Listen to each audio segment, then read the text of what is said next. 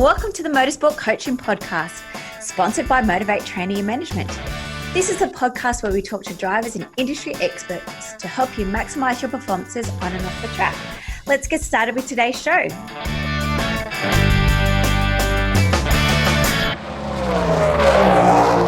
Hello and welcome to episode 40. We've made it. Of the Motorsport Coaching Podcast. I am your host, Belinda Risley, and today I am joined by the very talented and lovely Alexandra Whitley, all the way from New Zealand. Alex has currently just returned back from qualifying for the final series of the W Women's Series in Spain. However, she wasn't successful, but it has given her the drive and the ambition to look forward to 2020. I really hope you enjoy this interview. You hear about Alex's start in motorsport, where she began karting in Toowoomba at the tender age of 12, right through to now living and competing full-time in New Zealand, however, without a drive for 2019, as she was hoping to be racing in the W Series, and hear about what she does to actually get ready for race day. I found Alex to be really motivational for both female and male competitors.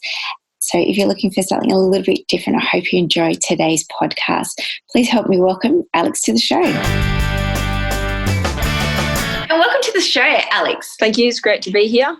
So you've got a little bit of a different story. You're an Aussie living in New Zealand. You currently just come back from qualifying for the W Series.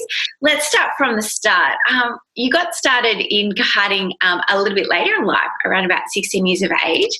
How did you get started that late, and what was your influences? Yeah, I was actually doing other sports. I was swimming a lot. I originally wanted to be an Olympic swimmer, which has helped my racing throughout my life because having that mindset of a sports person. But Dad would go one way with my brother and sister karting, and I'd go the other way with Mum swimming. Then I started doing a few triathlons, so training was really, really hard, but it taught me a lot from a young age. And then I actually had an injury and, stopped everything and just said to my dad one day, "Can I have a go?" And of course he said yes, and it just really grew from there, and I just haven't looked back, really. Fantastic. And are your siblings older than you or younger? Yeah, so I've got an older sister and an older brother, and they both raced karting. My sister went up into Formula Ford right up to a national level, and then I've got a younger sister as well, but she's not really interested in motorsport whatsoever. Oh, funny. And were you better? Were you the best out of the three? I think it's really hard to say. We never had the opportunity to race each other because we were different ages, different classes, different weight groups. So it's always a very heated discussion at the dinner table. Yeah. I'd like to say that I probably have more inner motivation than the others, but circumstances for all of us have been very different. We've all had different opportunities, so I can't really answer that one because we've never had an even race. Not even gone to the indoor go-kart track just to put it the test. Yeah, well, my sister used to manage the local indoor go-kart track in Toowoomba, so we've had a few run-ins there, but you'd come up to my brother and you'd reach over and flick his engine off, and you'd take a water bottle and throw a bit of water over your shoulder, so it never really was fair. Sounds like fun though. Yeah. And so obviously your dad was an engineer and was quite predominant in your early days. Is he still involved in your racing career now? Yeah, absolutely. Dad has been a huge part of all of our racing right from the word go. He used to race speedway when he was quite young. I think he started in his 20s, won a few national titles, and a track somewhere, I'm not actually sure where, he actually still has a lap record. So that's pretty cool for him, and it's just as much his love and dream and passion as it is ours. So he's been there right from day one. Some of my racing in New Zealand, obviously it's a long way and expensive. He can't come every time, but in the last 4 V8U races, he's travelled over and been my pit crew and pulled the spanners and helped me run around, pick up things and change tyres. So he's been a massive help right from day one, and couldn't do it without him. Oh, that's fantastic. Let's go back a little bit. So after karting, what category did you step up into, and tell us pretty much what you've raced until today? Yeah. So after karting, I stopped karting for a while just due to lack of funds and sponsorship. And then I had the opportunity to come over to New Zealand and race in the Sanyong Racing Series. So that was fantastic, taught me a lot, caught me out a few times how big and heavy they are, but you learn pretty quickly how to maneuver them and where to place them on the track, and, kind of just sticks with you, and you don't really, even though you might stop, you don't really lose that racecraft. It's always kind of embedded into you. And then from Sanyongs, I had the opportunity to race a GT40. So that was like a massive step, such an unreal car. Very grateful to have driven that, super fast, slick tyres. It was, fantastic car. Driven a Ford Mustang, a Formula Ford, lots of different things, Toyota 86, lots of members' cars at the racetrack I work at. So, Ferraris and Audis, and doing driver training and lots of high performance people's sports cars. And then Dion, who helped me through the Sanyong series, built what we call a super ute. And I guess we could be wrong, but as far as we're aware, it's the fastest double cab ute in the world. So it's got a V8 Super Tourer engine, which is a V8 engine, very, very powerful, high-performance car, and, completely Super Tourer suspension, drivetrain, everything. So it's a Sanyong ute on the outside, but on the inside it's a weapon of a race car. And is that something that you guys have built together? I definitely helped throughout the build. I wouldn't say some of it was together. It was sort of more Dion's dream and his baby. I guess I was just fortunate enough for him to take me under his wing in many different parts of my racing. He's been a huge supporter and a massive help throughout my career to date. So it was really cool to be able to race with him, and we won some things in that car, and he's actually building a Ferrari at the moment. So he's very into motorsport. Very nice. Will you get to drive that one as well? I hope so. We'll see. So, Alex, you did mention that you ceased karting due to lack of funds. How did you get funds to go to New Zealand? Like, it's not like, okay, we're just going to get some funds now and let's go race some Hyundai Excel. Quite a big jump. Did something happen in the sponsorship route, or was it through networking? It's quite a pretty cool story. It's more of a right place, right time, kind of a not giving up story. I'm a really big believer and trying to prove that if you want it bad enough, that you can go and find the sponsorship. There's people out there that do sponsor. It's just a matter of playing the numbers game, asking enough people, getting yourself out there to be able to find it. And right now I'm, contradicting my own words because I don't have anything for next season, but I'm very determined and I will find something. So what happened was we were winning a lot in karting, won a few national titles, and we didn't get picked up. We couldn't afford to continue racing, and we kind of got to the point where we were winning everything at a club level and it just wasn't challenging enough. So instead of racing every weekend, we'd race like once a month or once every 2 months and go to bigger meetings. But when you're not racing every weekend, you just lose that edge, which might be, a tenth, and that's just the difference between first and third. So we did quite well. We won a lot of stuff. We travelled Australia. Really cool to be able to have that experience with my dad. Long way traveling Australia, as other Aussies would know. And an opportunity came up for Women in Motorsport Australia, run by CAMS, and it was a have a go day for ladies. And I basically said to my dad, we should go and do this, because if I miss out on an opportunity, I'll kick myself. So long story short, we went to the day, hired a car with money we couldn't even afford. And I met a lady by the name of Heather Spurl. Now, Heather's got the world water record. Like, she's raced a lot of stuff, very, very well known in the motorsport world, and boating. And she's lived in all sorts of places, excellent mentor. You know, Heather has done a lot for me. So she said, oh, do you want to go and race in New Zealand? And I said, yes. You know, what have I got to do? I didn't have a passport. I didn't have a license, anything. So I had 2 weeks to get it all together and, you know, not even knowing if it would actually get pulled off. So ended up in New Zealand 2 weeks later, racing at Taupo in the Sangyong series, and it's sort of just snowballed from there. And for those that are interested in racing internationally, is it easier to get a license in New Zealand, or is it quite a hard process? Yeah, they're just as hard as each other, really. Well, I wouldn't actually say they're hard. You know, you need to know the rules, and they quiz you on the rules. It's a written test, and that's both for CAMS and also Motorsport New Zealand. So you get your license, you need to know your flags and rules, like if something happens or you have a run-in with someone, which official you have to see. Most countries are very, very similar. And then they either assess you or you go somewhere, like you could go to Millwell at Paul Morris's, and they do a bit of a driving assessment to make sure that you can actually do what you think you can do. And then you start racing. So in New Zealand, we don't have P plates or anything, but in Australia, you start with P plates and you start off the back for a certain amount of races, just to make sure that you don't get caught up in, you know, the people winning the championship, and learn what to do.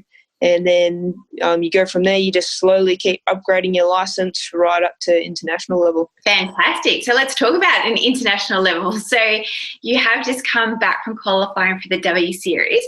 How did that whole opportunity come about?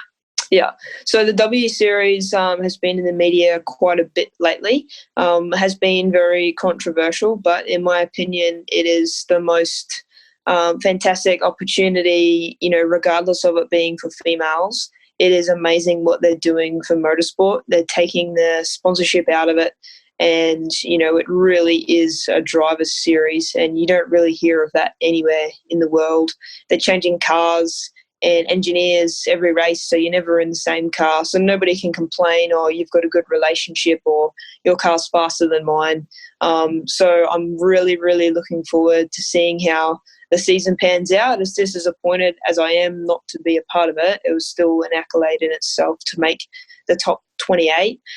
So that came about as I actually applied for it, and kind of just got through by the skin of my teeth. It was a very, very late application, and got through, went to Austria, and we went through a camp there. There was 60 girls, so they did fitness assessments, media, driving, all sorts of different driving, you know, psychology of our personalities and things like that.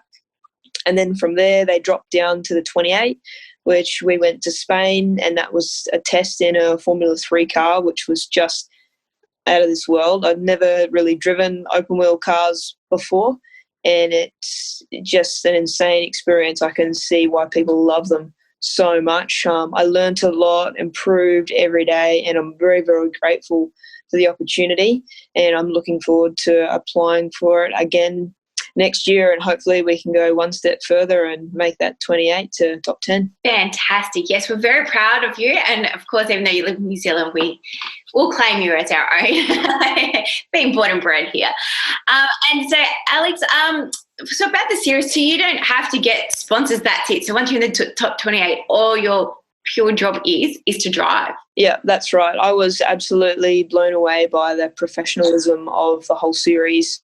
So High Tech Motorsport is running every single car. So you've got a mechanic, an engineer, and other people helping out on every single car. And like I said before, they change cars, they change engineers. The cars were built from scratch in the High Tech's workshop in Silverstone. So everything is absolutely the same to the millimetre, or as best as they can get.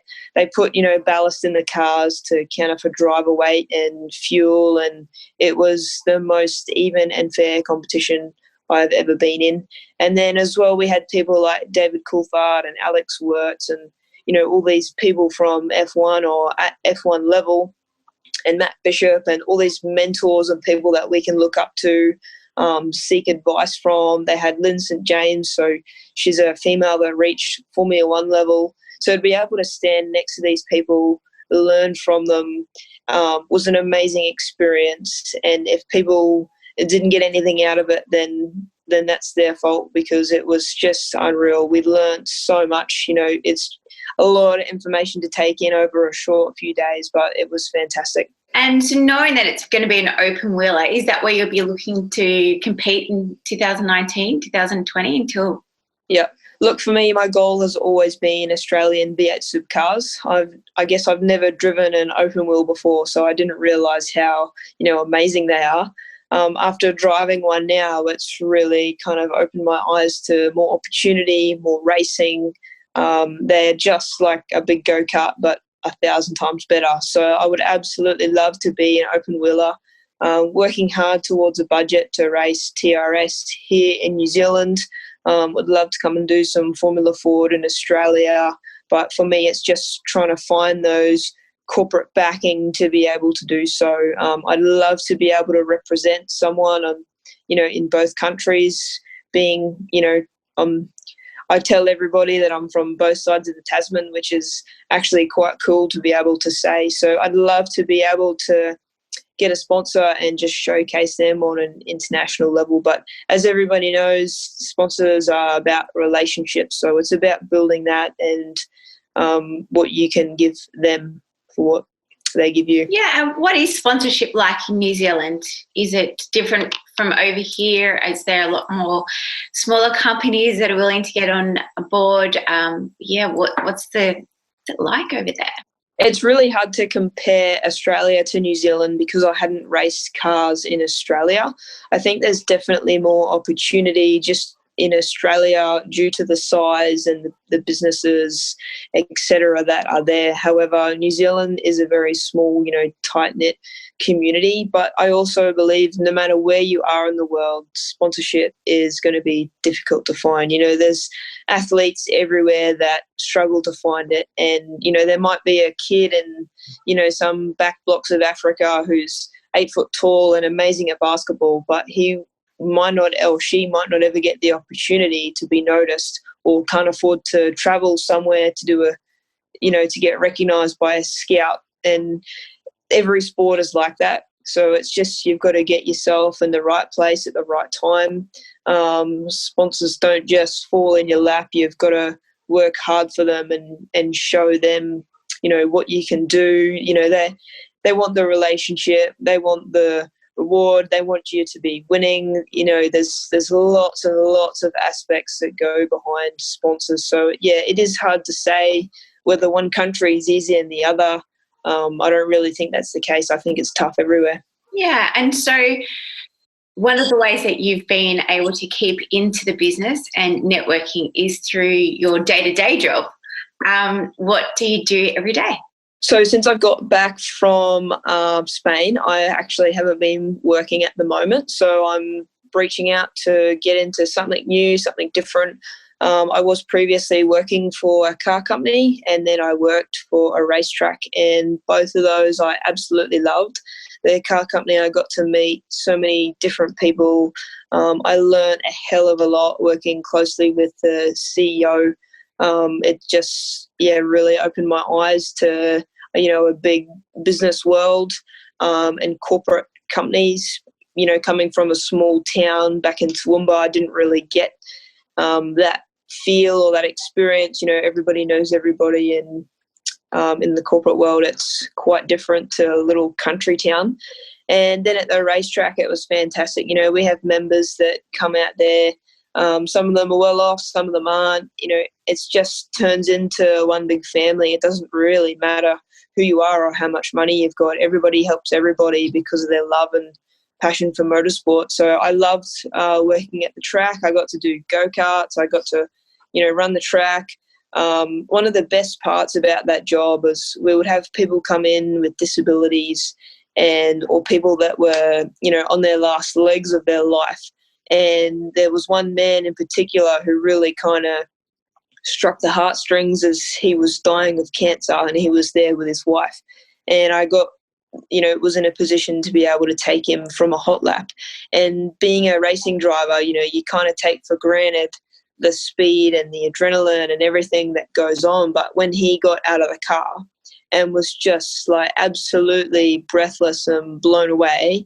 It was a real reminder, this is why I love doing this, is to give people the chance that wouldn't normally have had it to be able to go and do that. So that was the best thing about that job. Yeah, fantastic. But you do have some skill sets behind you.